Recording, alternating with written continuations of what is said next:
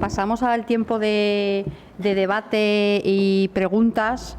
Yo creo que las tres intervenciones de esta tarde han sido muy densas en lo teórico, en planteamientos que traían, en nuevas visiones, en otro tipo de patrimonios y de unas realidades, bueno, que aunque teatradas o poetizadas, nos están reflejando una sociedad.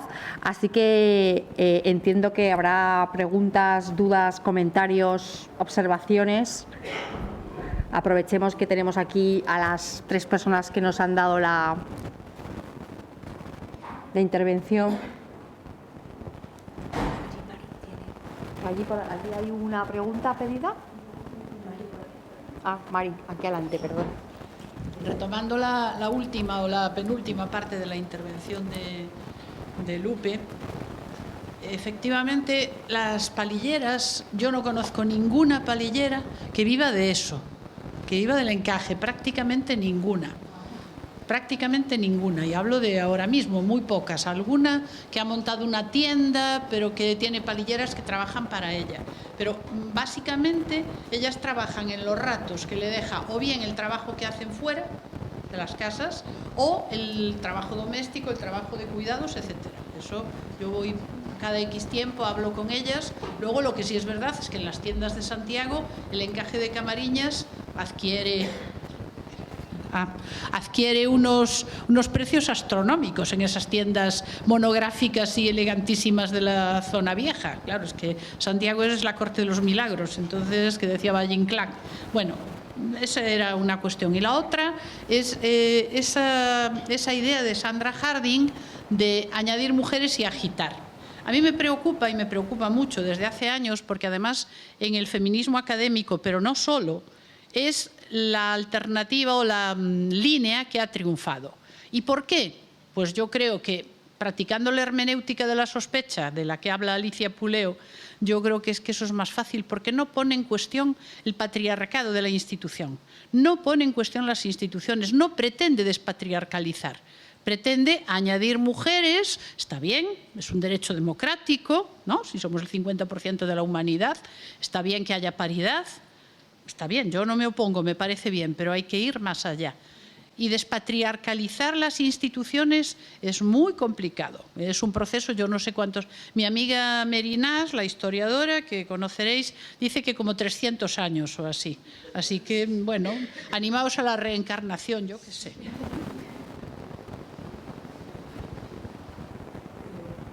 Muchísimas gracias por tu aportación. No puedo poner ni un punto más. Yo tengo un comentario también para hacerte que es otra de las preocupaciones, y va al hilo del turismo, que es el proceso de espectacularización del patrimonio.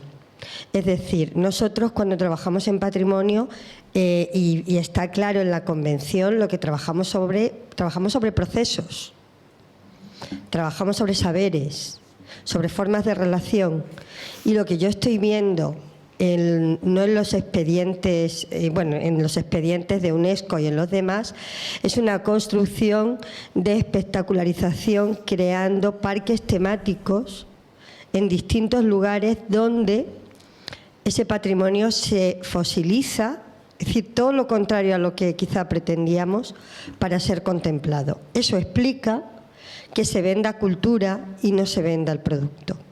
Porque en realidad lo que se ha patrimonializado es ese proceso, pero un proceso, digamos, de imaginario, no de realidad. Es verdad que en este patrimonio crítico lo que hay que trabajar son esos procesos, los procesos de vecindad que yo decía esta mañana, un trabajo exhaustivo de las formas de relación social y no de ejemplos exóticos o diferentes. A mí me preocupa mucho esta cuestión de la espectacularización, que construye a los sujetos agentes en actores y que va a conseguir desde luego la muerte del propio patrimonio.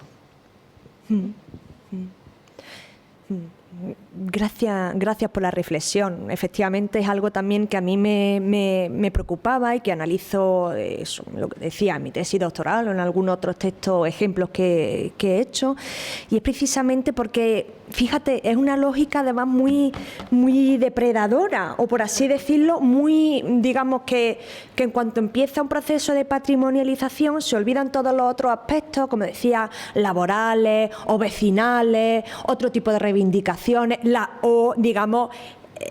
profundidad política, muchas veces también, como Chema decía, ¿no? Digamos que detrás de eso había una reivindicación de tipo político, o digamos, ¿no?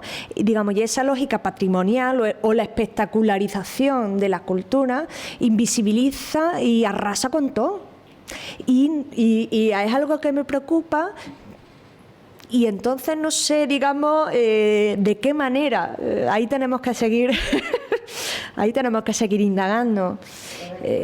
Efectivamente.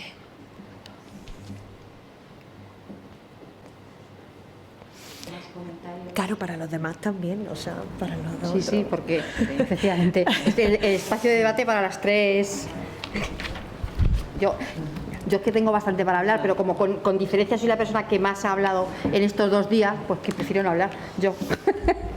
¿Qué tal? Buenas tardes. Yo tenía para los 2 últimos ponentes una cuestión desde la Administración. Yo formo parte de la Dirección General de Patrimonio Cultural y tengo la duda de si es mejor no hacer nada.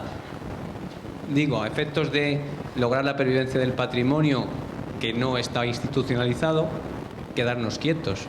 Si protegerlo espectaculariza y llama la atención y turistifica, estémonos quietos. Y la segunda cuestión es, ¿qué planteáis que podremos hacer para evitar eso? Desde la gestión, porque yo entiendo que soy élite y no vengo de una familia de élite, pero al final puedo estar aquí por la tarde reflexionando sobre esto. Y esto es de un elitismo espectacular, aquí somos 50. Sí. ¿Qué hacemos desde la gestión? Pues lanzar una... Perdona, Chema, si me adelanto, pero a preguntar, digamos, para mí, digamos, me parece que tú tienes la respuesta también, que te podría responder. Pues muchas veces mejor estarse quieto. Digamos, y te lo digo desde mi punto de vista. Muchas veces, digamos... desde las administraciones se reciben muchísimas presiones, digamos, patrimonialízame esto, declárame esto, inscríbeme esto. Y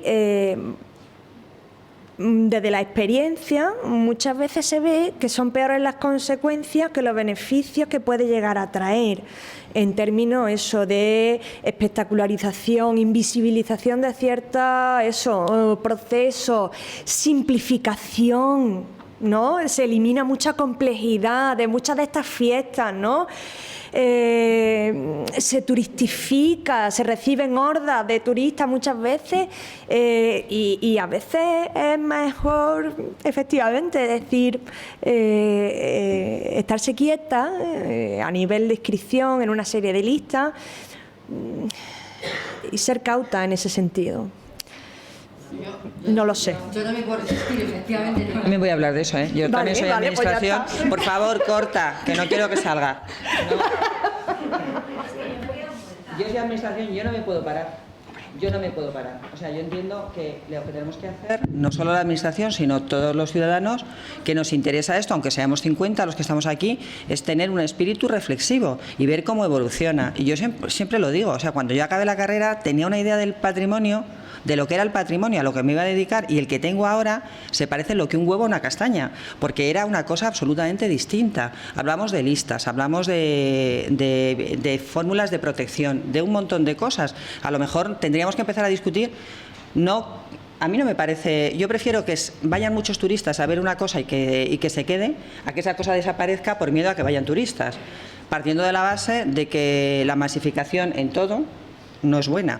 Pero independientemente de eso, habría que plantearse qué queremos cuando hablamos de los bienes de interés cultural, que todo el mundo habla, qué es lo que hay que proteger, porque yo muchas veces, o nosotros somos de la Dirección General de Patrimonio Cultural, entonces tú no, digo aquel y yo, entonces, pero tú estás involucrada también. ¿Por qué? Porque hay bienes de interés cultural y hacemos unas propuestas de esos bienes de interés cultural. Tú tienes que explicarle a los ciudadanos que te están pagando mi sueldo con sus impuestos, y tengo que ser transparente, tengo que explicarles por qué hago las cosas y qué es lo que hago.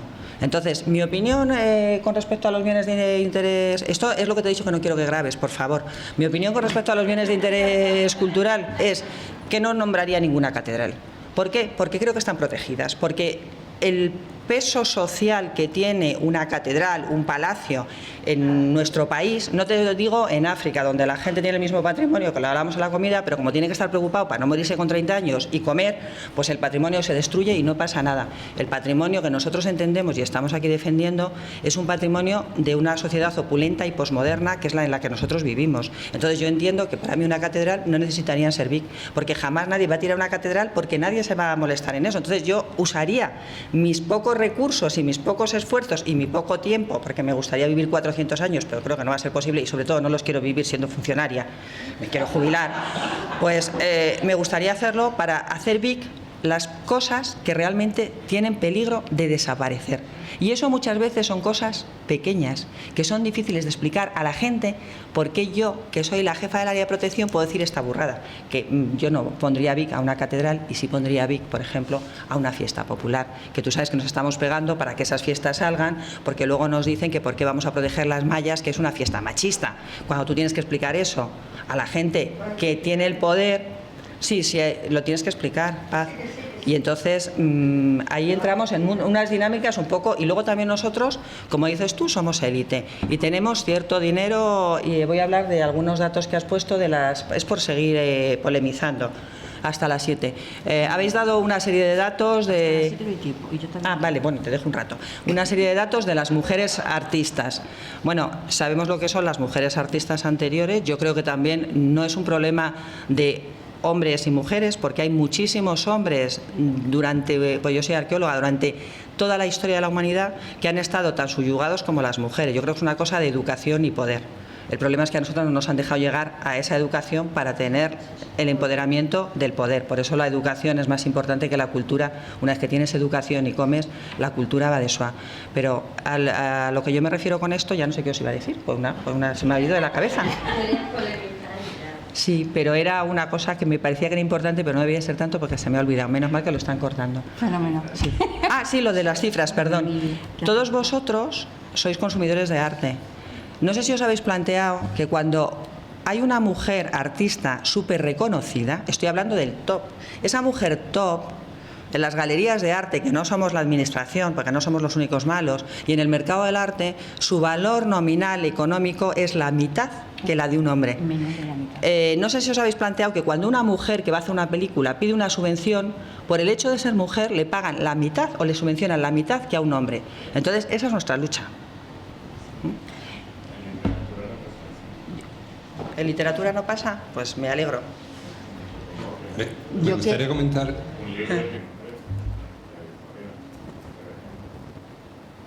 Bueno, habrá que ver lo que pagan cuántas mujeres literatas les encargan los libros y qué precio tienen en el contrato y tal, pero desde luego en el mercado del arte... Sí, bueno, sí, el precio de mercado es diferente. Sí, pero a lo mejor ella no cobra igual, eso no lo sé. Pero desde luego en el mercado del arte lo puedes ver, al nivel del top, las mujeres cobran exactamente la mitad que los hombres, más o menos. Eso es una brecha importante. Yo es que quería contestar a David. Yo no soy administración, pero en la presentación que hacía Jaime de los Santos, el consejero, ayer, decía muy bien que nosotros hemos pasado mucho tiempo en el Consejo Regional de Patrimonio, él con una posición y yo con otra, porque como yo decía ayer, el patrimonio tiene ideología y está politizado, y quien piense que no, pues se equivoca. Y creo que es peligrosísimo que la administración diga, entonces ¿qué hago? ¿Me quedo quieto? No, lo que tendrá que hacer es repensarse qué es lo que está haciendo, porque a mí lo que me parece peligroso es que llegue un consejo regional y el motivo para que un sitio o un acto, un motivo, un hecho histórico sea declarado es la presión política que ejerce el alcalde, que no ha ido en 4 años, en 15 años, nunca ha habido otros ponentes distintos a las personas del consejo regional como intervinientes invitados, pero teníamos allí el alcalde del pueblo pequeño ejerciéndonos la presión de decir, hombre, es que a mí me haces una faena. Quiero decir que politizar el patrimonio en el lado equivocado es peligroso. Y todos, yo siempre hago bandera de la parte de responsabilidad que tenemos todas y todos en el patrimonio, como políticos, como administración, como ciudadanos de a pie, como colectivos de activismo. Y en ese sentido creo que el patrimonio en peligro es el primero que debe ser protegido. Una de las cosas que ahora hablo como madricina de patrimonio, una de las cosas de la que muchas veces nos hemos quejado es que hay lugares que están realmente en riesgo y cuando vemos la lista de lo que llega al Consejo, lo estoy cristalizando en la Comunidad de Madrid porque estamos aquí, pero tiene que ver, Isabel ha dicho lo de las catedrales, pero una de las cosas que se plantea la gente es si es absolutamente imprescindible proteger un Velázquez, o es que acaso alguien va a destruir un cuadro de Velázquez. No, pues a lo mejor es que efectivamente hay que pensar las políticas de patrimonio. Con todo y con eso, yo no pienso que haya que protegerlo. O sea, me parece que hay que ser también muy crítico, porque una de las reivindicaciones municipales muchas veces de los pueblos, porque vertebrar el territorio es muy complejo, son distintas las cosas que pasan en una ciudad a las cosas que pasan en un pueblo, y como arqueóloga en este caso, una de las cosas que más te dice la gente es que en mi yacimiento hay un pueblo y hay que excavarlo, hay un yacimiento y hay que excavarlo, y excavar, parece mentira que en las universidades prácticamente se haya dejado de excavar. Podemos decir así que no se puede excavar por excavar, eso es una cosa decimonónica, no puedes excavar sin un objetivo y sin una pregunta, y sin embargo eso, por falta de información y sobre todo por falta de educación, por eso una educación patrimonial adecuada es tan importante, no ha calado ni a los ciudadanos ni a los políticos, porque el alcalde te presiona para decir, no, es que yo necesito aquí algo en mi municipio. Así que mucha educación, mucha información en todas las capas, claro. Porque desde la reflexión yo veo esa reflexión tan clara en ese sentido que lo que pregunto es que ¿qué hacemos? ¿Qué tenemos que hacer? ¿Estamos quietos? ¿Qué hacemos? Hombre, no, quietos no, nunca. Chema, ¿te vas a decir algo? Perdóname que te he cortado así un poco por seguir el hilo. Ya me dejéis hablar. Vamos a ver. Yo creo que hay muy buenos técnicos y creo que hay técnicos que pueden hacer lo que les dejen. Es decir, en esa visión de que efectivamente a veces los técnicos tienen suerte y los políticos no les echan mucha cuenta, entonces tienen más margen. Ahora bien, creo que no hay unas cuestiones maximalistas, es decir, depende. A veces proteger una fiesta, por ejemplo, es decir, yo soy antropólogo, proteger una fiesta puede ser destruirla. Puede ser destruirla porque cambias todos los códigos. Es decir, si tú tienes una invasión de miles de turistas en una fiesta que de pronto están en una procesión del silencio y gritan al cadáver guapa, pues te jode la fiesta. Quiero decir, que tienes que conocer los códigos. El turismo está muy bien, pero está muy bien dentro de unos límites que pueden servir para reforzar esos elementos turísticos. El problema de la sobresaturación es que haces que la población local se sienta al margen de esos contextos. Ya está empezando a pasar, por ejemplo, en Sevilla. Es decir, ir a visitar los alcázares son unas colas que no te puedes ni imaginar. Es decir, la población local se siente expropiada. Entonces, depende de los contextos. Y luego, ¿para quién protegemos? Es decir, yo, por ejemplo, el tema de espacios protegidos. Algunos espacios protegidos, claro que hay que protegerles, espacios naturales. Pero la cuestión es que esos espacios naturales, en muchos casos, se protegen nuevamente para los turistas y a los cabreros, que ahora le están reintroduciendo porque se han dado cuenta que si no hay cabras hay más incendio, les expulsan. Entonces, hay que hacer un poco con sentido común y depende de los contextos. Yo creo que no hay fórmulas mágicas. Y claro que los técnicos pueden hacer muchas cosas. Yo creo que, además, sí, insisto, creo que hay muy buenos técnicos trabajando en este país en este tipo de cuestiones. Quería comentar otra cosa. En relación a últimamente se ha puesto de moda los patrimonios intangibles, patrimonios invisibles y demás. Está muy bien, pero a mí me preocupa. Me preocupa porque volvemos a esa dicotomía de lo material y lo inmaterial. Yo no conozco ningún patrimonio que no sea intangible y sea tangible al mismo tiempo. Ayer hablamos de eso, sí. Ah, perdón. Claro. Eso es lo que tiene no venir a la jornada, ¿no es? Entonces no sigo por ahí. Claro, es que es imposible separarlo. Por eso ayer una de las personas que había en la sala, un poco fuera de la academia, pero fuera de la voz pública, me decía, no, es que hay que hacer unas jornadas separadas solo de lo inmaterial. Es como, a mí me parece ridículo, porque efectivamente lo inmaterial, lo veíamos ayer en todo lo que vimos, tiene una materialidad, y al contrario, todo lo material que estudiamos, es decir, nosotros parece que como somos arqueólogas tenemos la etiqueta de lo material, nada más lejos de la realidad, porque nosotras, para entender muchas veces esa materialidad, sobre todo si hablamos de un pasado remoto, tenemos que acudir a un montón de cosas contextuales. Por ejemplo, pues leer a Lorca nos da un montón de visiones que nos ayudan a entender el contexto. Entonces, separar una cosa de otra es imposible. Pero además, yo creo que esta moda, y si lo habéis hablado, ya me callo. Esta moda tiene que ver con el proceso de mercantilización. Es decir, ya hemos mercantilizado casi todo. Es decir, cuando yo estuve hace poco en lo de la barriada Begoña, es decir, la declaración del lugar histórico, y estuve en el Parlamento. Y estuvimos viendo en una sesión, esa que te ponen aparte, ves los procesos que hay. Pasamos de la Jota Aragonesa al Olivo, a los Mariquita del Sur y a no sé qué. Es decir, todo se puede patrimonializar.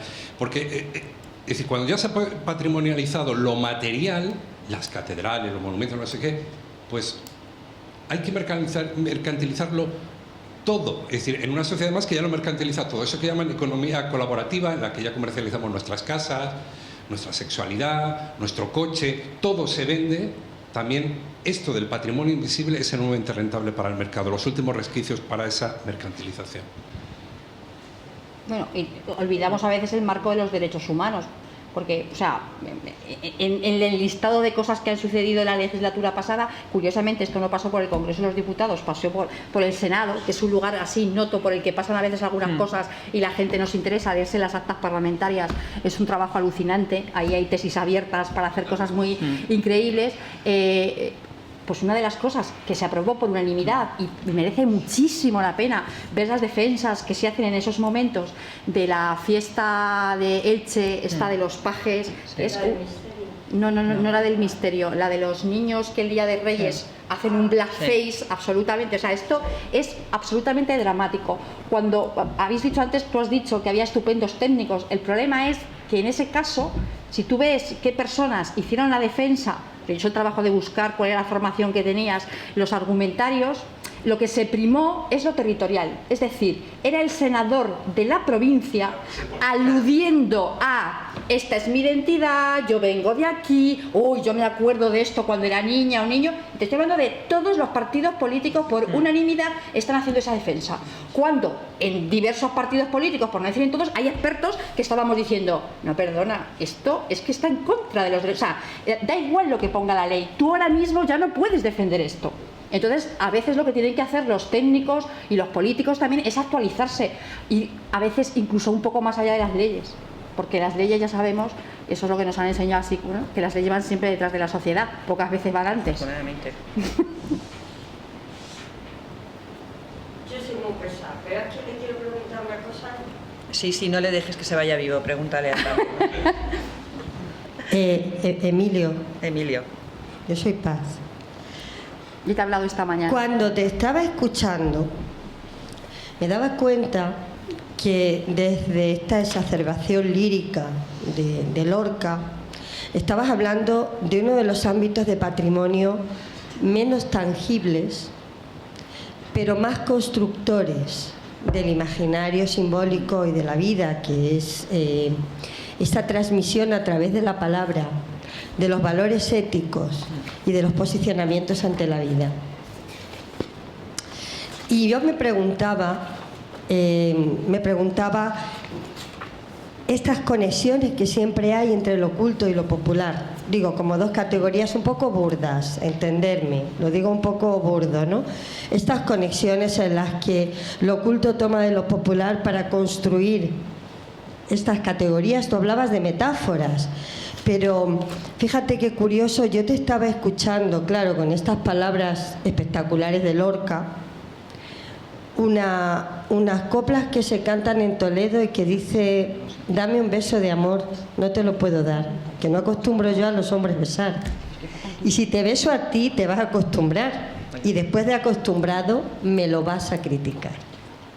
Lo que quiero decir con esto es que en el trabajo de patrimonio hemos estado hablando mucho de artesanías y se nos ha olvidado la fuerza de construcción que tiene la palabra, cómo la palabra construye el universo y el imaginario. Y yo te quería preguntar, un poco perverso, ¿Esas metáforas no pueden tener otra lectura?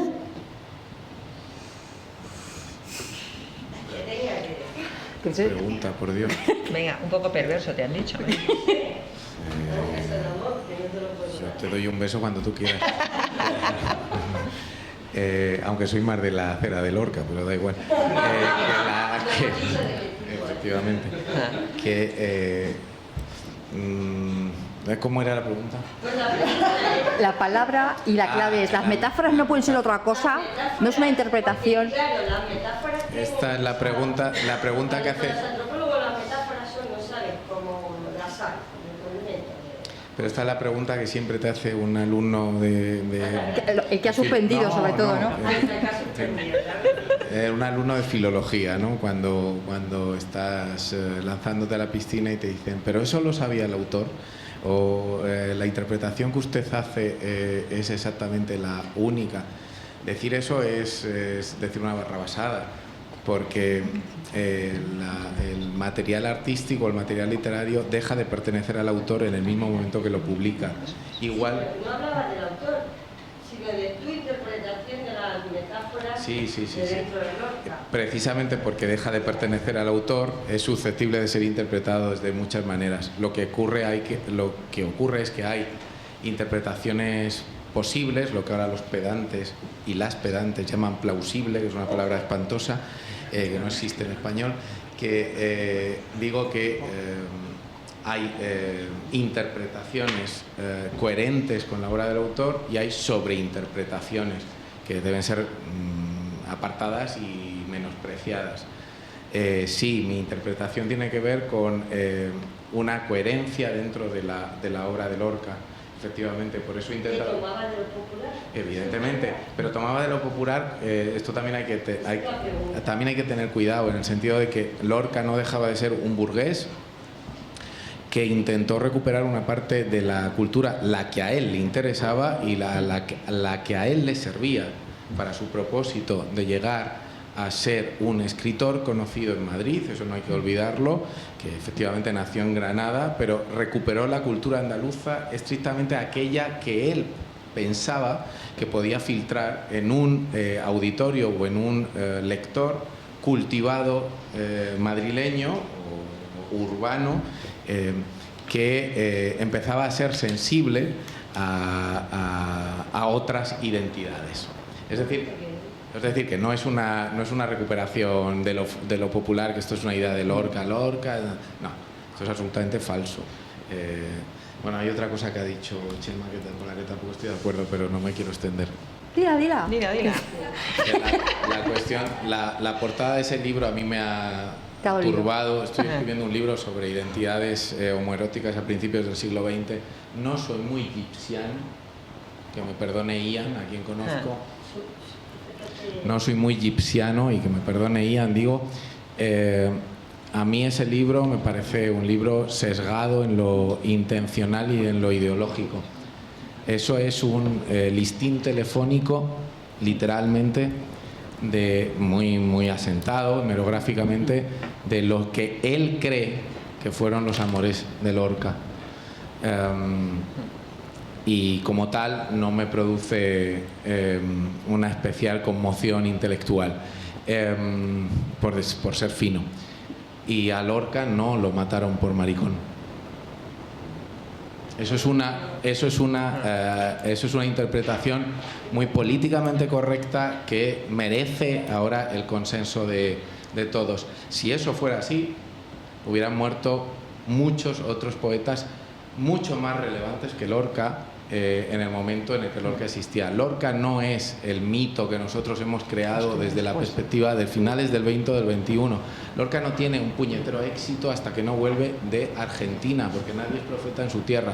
Y era un escritor conocido, pero no el FGL que reporta tanto dinero en la actualidad o tanta crítica.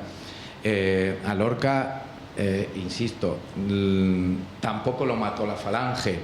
Lorca estaba rodeado de amigos falangistas que no lo hubieran tocado y que reivindicaron su pertenencia incluso a una ideología que luego se ha desterrado. Lorca fue víctima de venganzas personales, estoy absolutamente convencido, dirigidas a su familia. No colaboró el hecho de que fuera homosexual, evidentemente no, porque quienes fueron a buscarle seguramente tenían una neurona, si es que llegaba, pero evidentemente no colaboró nada. Pero estoy absolutamente convencido, después de muchos años, de que esa no fue la causa motriz, sino el deporte nacional español, que se sigue llamando envidia. Entonces, para el martirologio personal que nos une, desde luego queda bonito, ¿no? Pero yo no creo que sea un mártir de la causa. Yo creo que es más fácil, evidentemente hay una razón, pero esa razón antes no estaba. Es una razón más, y yo creo que es más fácil matar a alguien que es homosexual. Es un elemento más. Yo creo que no se puede eliminar ese elemento. No. Pero bueno, son interpretaciones. No era más fácil matar a Lorca por el hecho de ser homosexual, porque estaba... Es más fácil matar a un homosexual. Es menos persona. Es mucho más fácil matar a un homosexual. Hoy día incluso es mucho más fácil matar a un homosexual. Yo me pregunto por qué lo dices. Es menos persona, se consideraría. Es como un poco menos persona, eso facilita. Pero es que el problema es que creo que estamos aplicando una categoría actualizada del siglo XXI al contexto de la España del 36, no es que no es la misma. Lorca no sale del armario públicamente hasta que vuelve de Nueva York. Estamos pensando en Lorca. Lorca llega a la residencia de estudiantes y bueno, la residencia de estudiantes era... Es que es mentira, la residencia de estudiantes era un sitio donde había chavales de 20 años que hacían gilipolleces. Otra cosa es que desde la perspectiva del siglo XXI y sabiendo lo que es Lorca, digamos, hicieron una parodia del Tenorio y nos pongamos a escribir diciendo y Dalí era una gilipollez como se hace en los colegios mayores en la actualidad. Lorca sale del armario cuando vuelve de Nueva York y de La Habana. ¿Por qué? Pues porque tiene un círculo íntimo de burgueses que le tocan las palmas, pero nunca sale del armario más allá de ese contexto. Y le tocan las palmas porque es como gracioso y porque cuenta que sea, literalmente no se está grabando, ¿no? Que se ha tirado a medio Nueva York y a media Habana, porque además era enormemente promiscuo y muy vago escribiendo. Pero Lorca estaba protegido en la casa de los Rosales, que evidentemente protege a Lorca como amigo, con independencia de su visibilidad pública, que no era tanta, con el cuanto homosexual. No creo que fuera más fácil que matar a un homosexual no declarado. Estuvo a punto de pasar por un consejo de guerra por intentar revertir el asesinato de Lorca, que fue Manuel de Falla, que nunca declaró su homosexualidad y que todavía sigue siendo un tema de debate. Nunca declaró porque era profundamente cristiano y no entendía esa sexualidad lorquiana en el trato íntimo. Yo no creo que matar a Lorca fuera fácil en ningún sentido. Pero muchas madres son un elemento que lo hace más fácil. Pero bueno, estamos en el ámbito de la interpretación.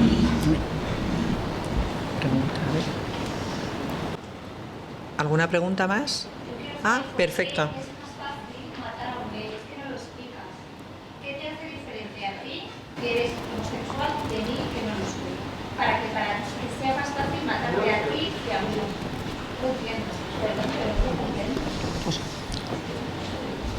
No lo digo yo, es decir, lo dicen los datos de violencia. Es decir, es más fácil pegar a un homosexual y es muchísimo más fácil pegar a un transexual, y los datos de muerte de transexuales en países de Latinoamérica te ponen los pelos de punta, porque sí, porque lo homosexual y lo transexual es lo femenino y porque el hombre tiene derecho a poseer a los otros y porque es representado como un esperpento. Claro que es más fácil matar a un homosexual.